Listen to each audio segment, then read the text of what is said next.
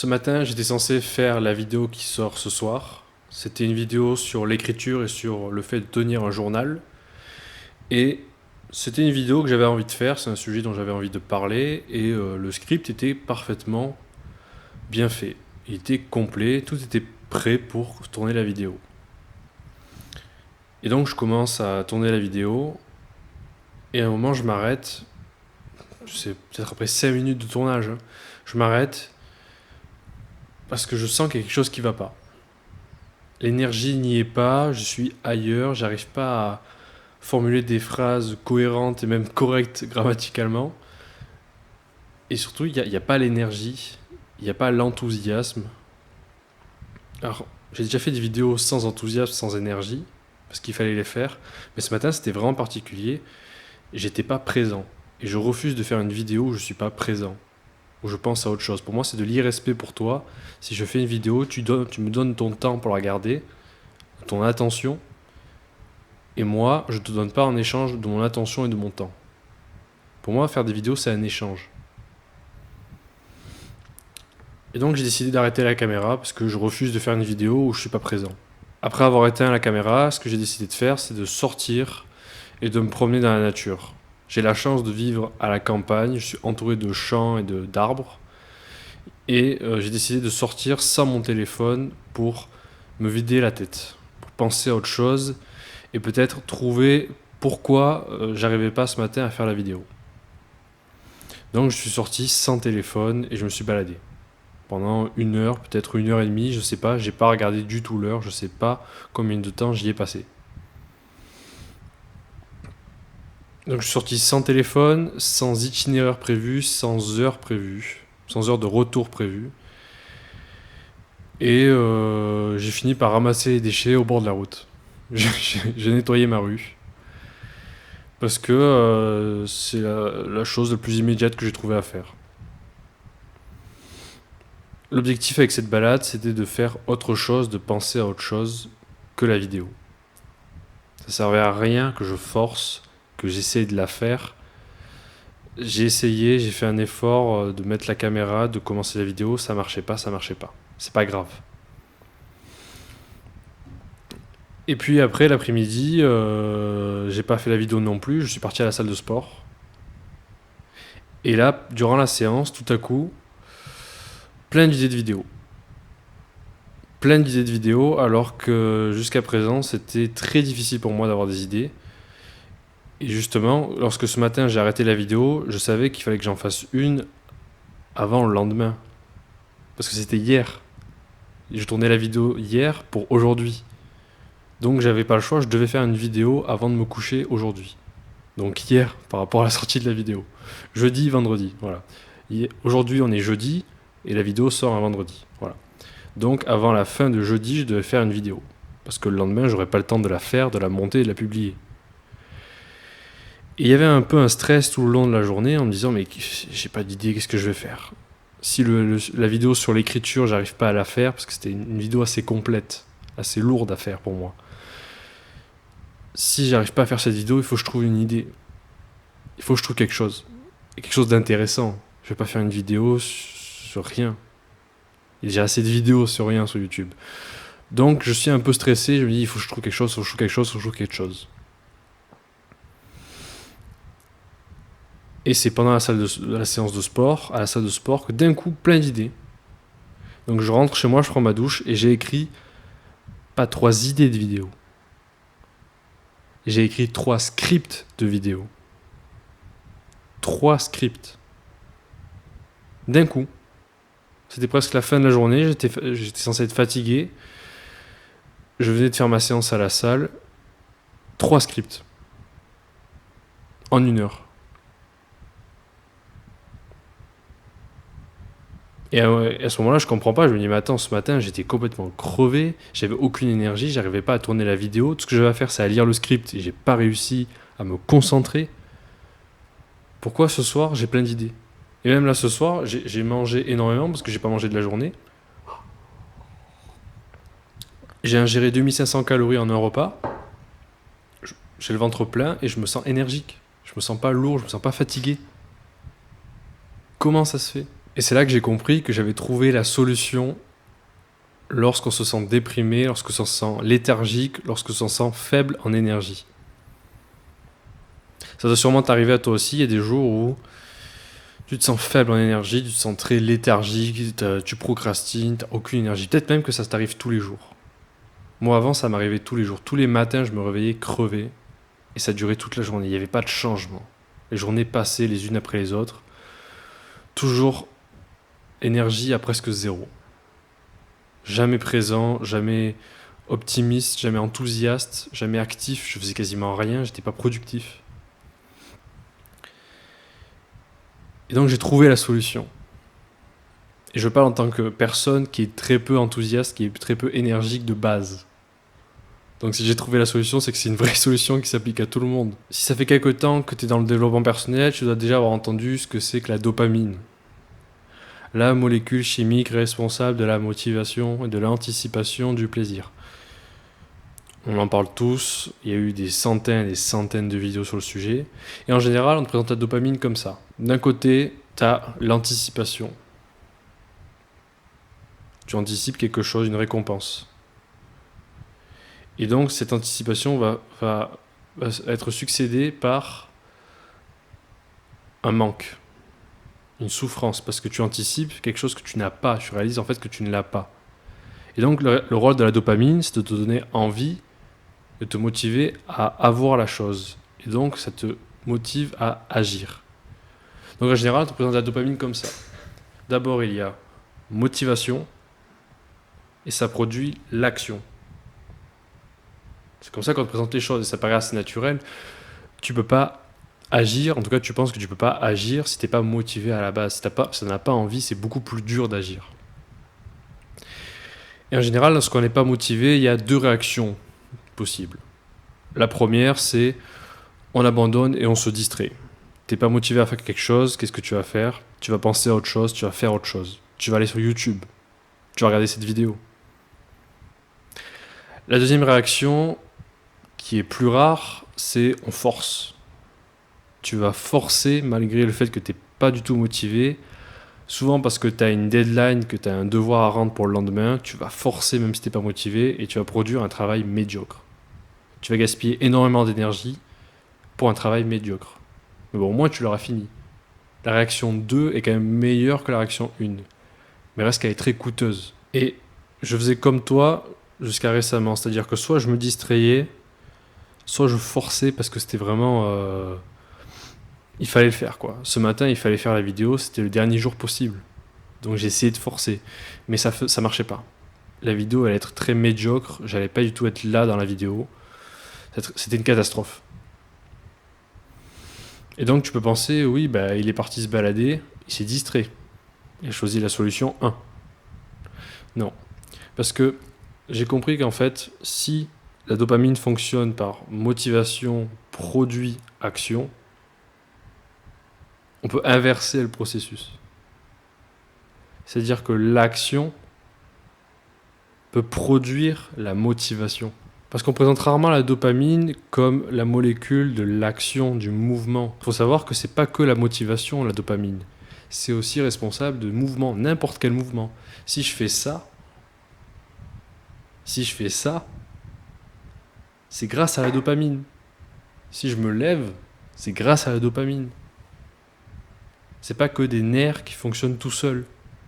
C'est le cerveau qui, grâce à la dopamine, ordonne aux muscles de bouger.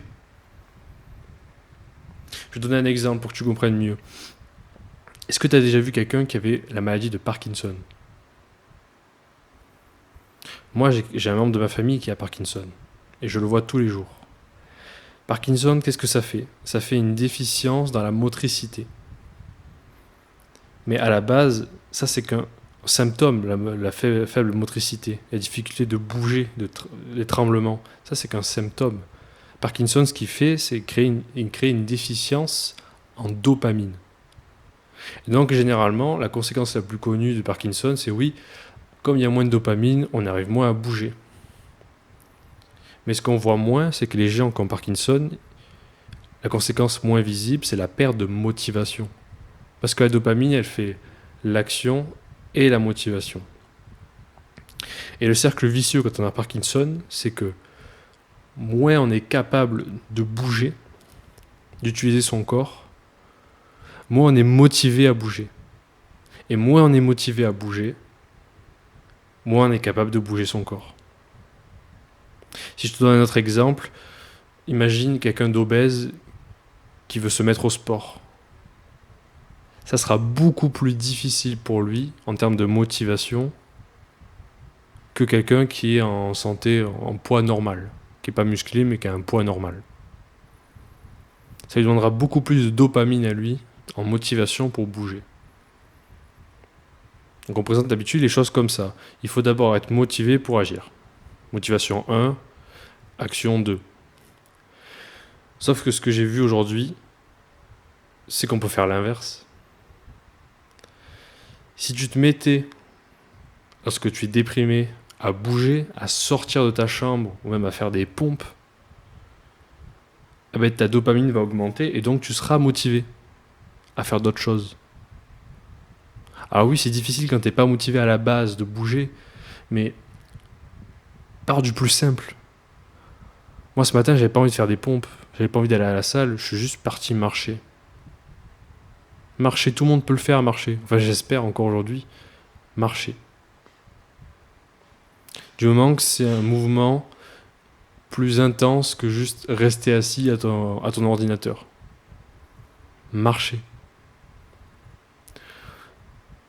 On a toute une industrie pharmacologique qui s'est développée, qui a gagné des milliards sur la dépression, alors qu'il suffit de marcher. En pleine nature de préférence, mais marcher.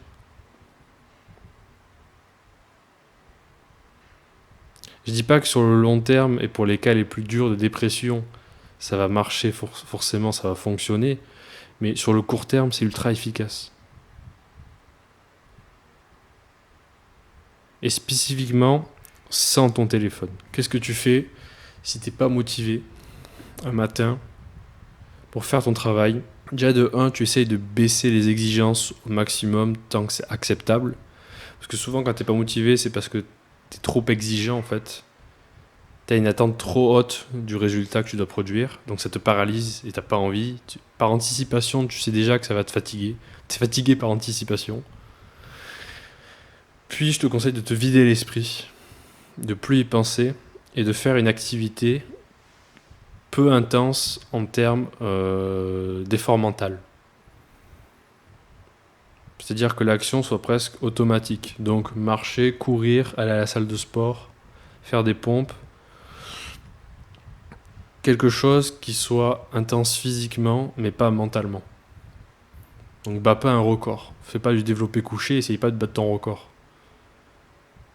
Quelque chose où t'as pas besoin de te concentrer. C'est un peu comme une forme, si tu veux, de méditation active. C'est, je crois, James Clear dans Atomic Habits qui en parle. Lui, il parle de méditation active. En tout cas, il parle du fait de méditer pendant qu'il court ou pendant qu'il conduit. En fait, lui, il s'assoit pas sur une chaise pendant une demi-heure et il respire. Non. Lui, pendant qu'il court, il pense à un problème et il essaye de le résoudre. Et en fait, c'est qu'en courant qu'il active la dopamine et donc il a la motivation et l'énergie pour penser au problème de manière intense et essayer de le résoudre. C'est peut-être le seul cas où je recommanderais de faire ce qui s'appelle du multitasking, faire deux choses à la fois. C'est là, c'est marcher et penser en même temps. Donc tu as deux approches possibles. Soit tu marches pour te vider la tête, parce que tu as essayé toutes tes forces et tu n'y es pas arrivé. Et donc tu as besoin de te vider la tête. Moi c'était le cas ce matin parce qu'il fallait que je trouve une idée de vidéo, et je la trouvais pas. Donc je suis parti dehors dans la nature. Soit tu pars dehors avec une intention déjà à l'avance de trouver une solution à un problème. Dans les deux cas, ça te bénéficiera de sortir. T'as aucune excuse si t'es là, je suis triste, j'ai pas d'énergie, je suis en dépression, si tu fais même pas l'effort de sortir de chez toi. Bien sûr que t'es déprimé si tu restes dans ta chambre. Bien sûr. Qu'est-ce que tu veux être autre? Tu passes ton temps assis, comme ça. Il n'y a aucune activation de dopamine nulle part dans ton corps. Tout dépend de ton cerveau tout seul, de ton mental tout seul pour produire la dopamine de nulle part. Enfin non, pas de nulle part. Des substituts, YouTube, Pornhub.